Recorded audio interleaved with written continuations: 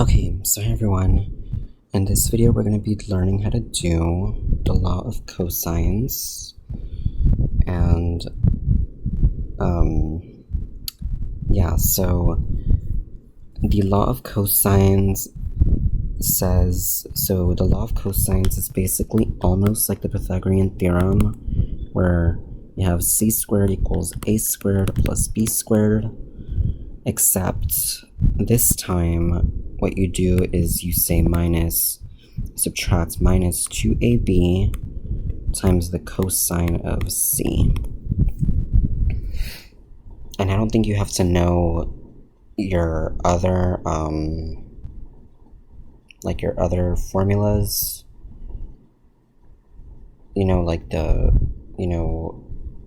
that look similar to this, because there's two more that look similar to this, but I don't think you have to know them. I think that if you know the law of sines and you know at least this one, you're pretty set up for success.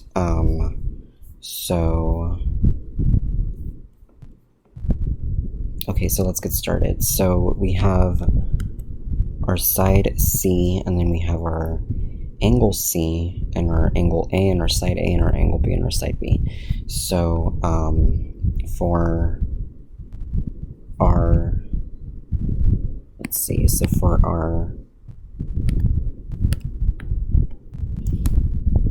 side C, we have c squared equals, and then we have 17 squared for our A,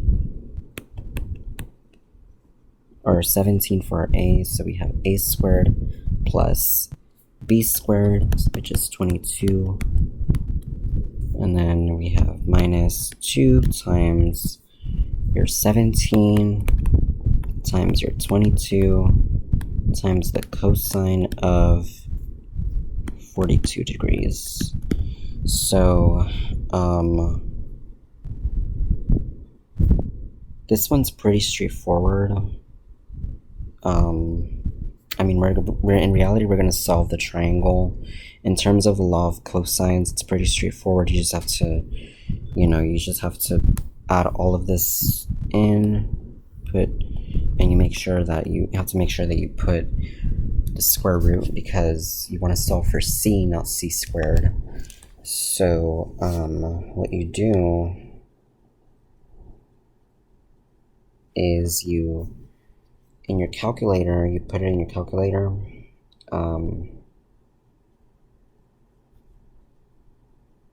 Give me a second. And you find that this is approximate, so c is approximately, I'm going to round to the nearest degree.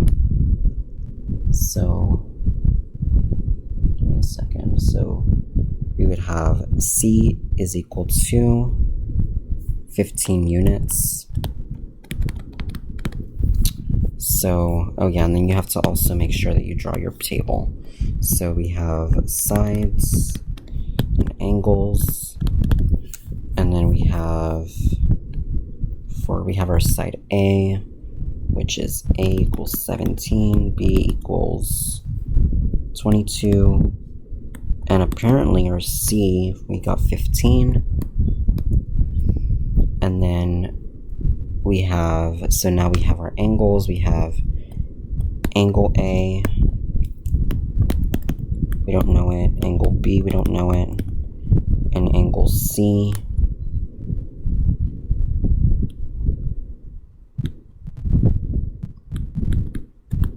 It's 42 degrees. And one thing that I forgot to point out is that if you don't have, so let's say that this is what we were given, you cannot use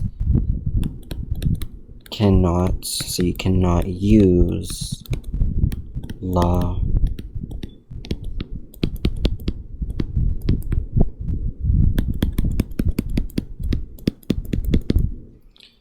So you cannot use the law of sines first for this one. Like, if you do, let's say you do sine of 42 over c, and then you say sine of a over 17, you're going to have two unknowns. So you have to use the law of cosines to do it first. And then once you do that, we have our third side, which is C. So we can now use the law of sines to solve for the rest of it. So we have, and remember the law of sines says that sine of A over A equals sine of big B over little b, which equals sine of big C over little c. So we would say that our sine of A over 17 equals our sine of, just make sure it's recording. Yeah, so we have our sine of A over 17 equals sine of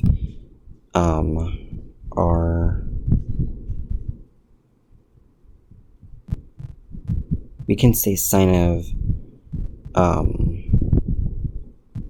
or maybe I'll just do this one. So I'll do sine of big B over 22 equals sine of 42 degrees over 15. So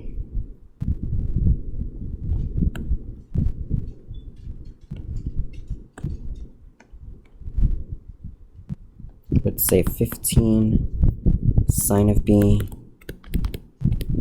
equals 22 sine of 42. So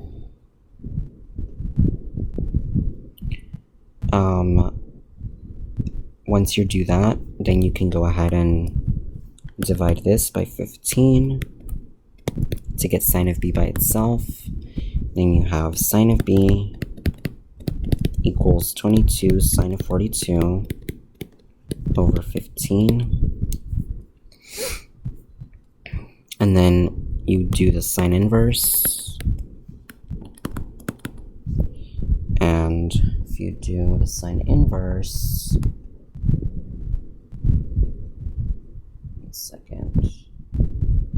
so let's see. So if you do the sine inverse, so we're going to do sine inverse of 22 sine of 42 divided by 15. And then we get that it's approximately 78.9.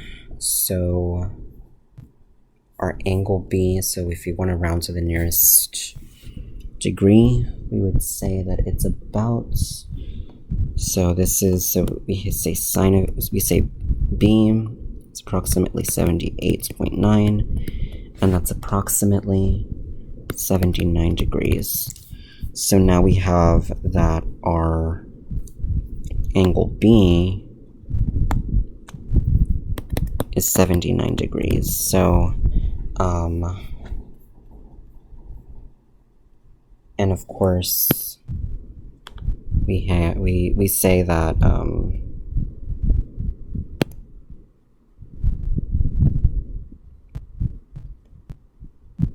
you know, it would be kind of like this. So just to color code what I'm actually saying, it would look something like this.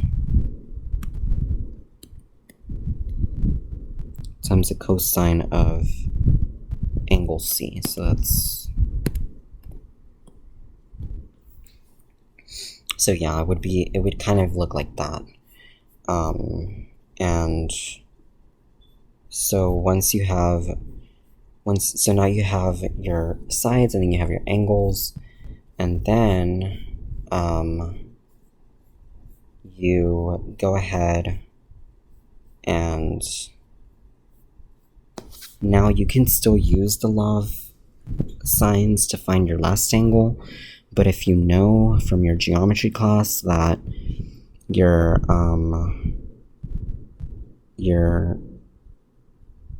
angle, so all your three angles add up to 180 in a triangle, you can easily find your angle A. So you say angle A plus angle B plus angle C equals 180, and we have angle B and angle C, so we say angle A plus 79 degrees plus 42 degrees equals 180 degrees. And then we say angle A plus, I think this is about